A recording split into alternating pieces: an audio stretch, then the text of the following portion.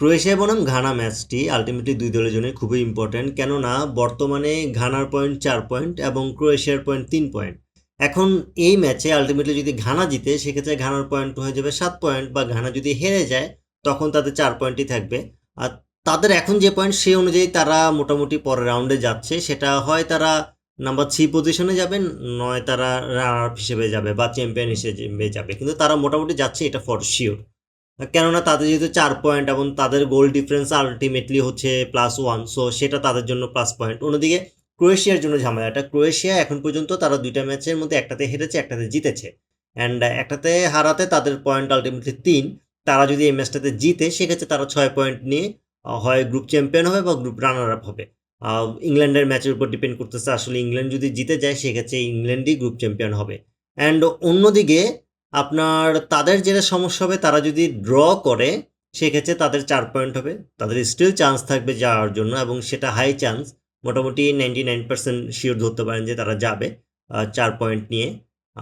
কিন্তু তারা যদি ম্যাচটা হেরে যায় সেক্ষেত্রে তাদের চান্স একদম লো হয়ে যাবে, তাদের অন্যান্য গ্রুপের দিকে তাকিয়ে থাকতে হবে। সো এই কারণে ক্রোয়েশিয়া আলটিমেটলি চাইবে এই ম্যাচটা জিতে নিতে।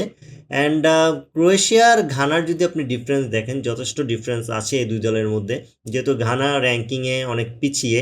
বাট আলটিমেটলি ঘানা এই ওয়ার্ল্ড কাপে যেভাবে খেলছে, তারা ইংল্যান্ডের মতো দলকে তারা আটকে দিয়েছে, ইংল্যান্ডের সাথে তারা ড্র করেছে, তারা পানামার সাথে তারা জিতেছে, তারা পানামার সাথে ভালোভাবেই ম্যাচটা শেষ করতে পেরেছে, 1-0 ম্যাচে জিতেছে তারা, কিন্তু তারা ইংল্যান্ডের সাথে আলটিমেটলি গোল কনসিড করে নাই, যেটা তাদের জন্য +পয়েন্ট ছিল।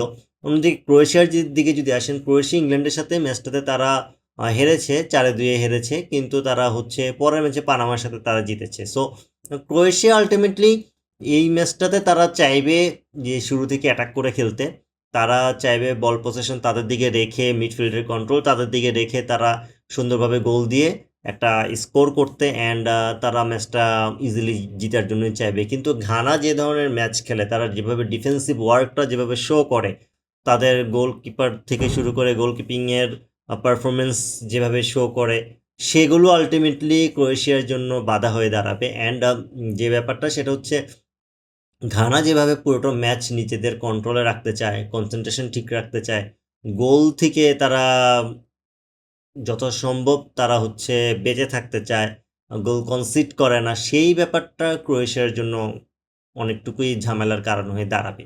অ্যান্ড বিশেষ করে ক্রোয়েশিয়া যখন গোল দিতে চাইবে, ডেসপারেটলি গোল দিতে চাইবে, তখনই আলটিমেটলি হচ্ছে ঘানার যে ডিফেন্স ওয়ার্ক, যেটা আমরা পুরো টুর্নামেন্টে দেখে আসতেছি, সেটার সম্মুখীন হতে হবে।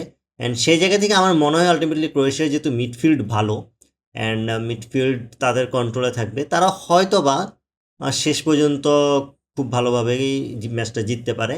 অ্যান্ড আমি যদি এই ম্যাচের প্রেডিকশানে আসি, আমার কাছে প্রেডিকশানে আমি অবশ্যই ক্রোয়েশিয়াকে এগিয়ে রাখবো। আমি এই ম্যাচের প্রেডিকশান করলে আমি যেটা বলবো সেটা হচ্ছে, ক্রোয়েশিয়া হয়তোবা ম্যাচটা 2-1 জিতে নিতে পারে, অথবা ম্যাচটা ড্র হতে পারে। আপনার মতে এই ম্যাচের প্রেডিকশান কী হবে কমেন্টে অবশ্যই জানিয়ে দিবেন। ভিডিওটি ভালো লাগলে লাইক, কমেন্ট, শেয়ার এবং সাবস্ক্রাইব করে পাশে থাকবেন। আল্লাহ হাফেজ।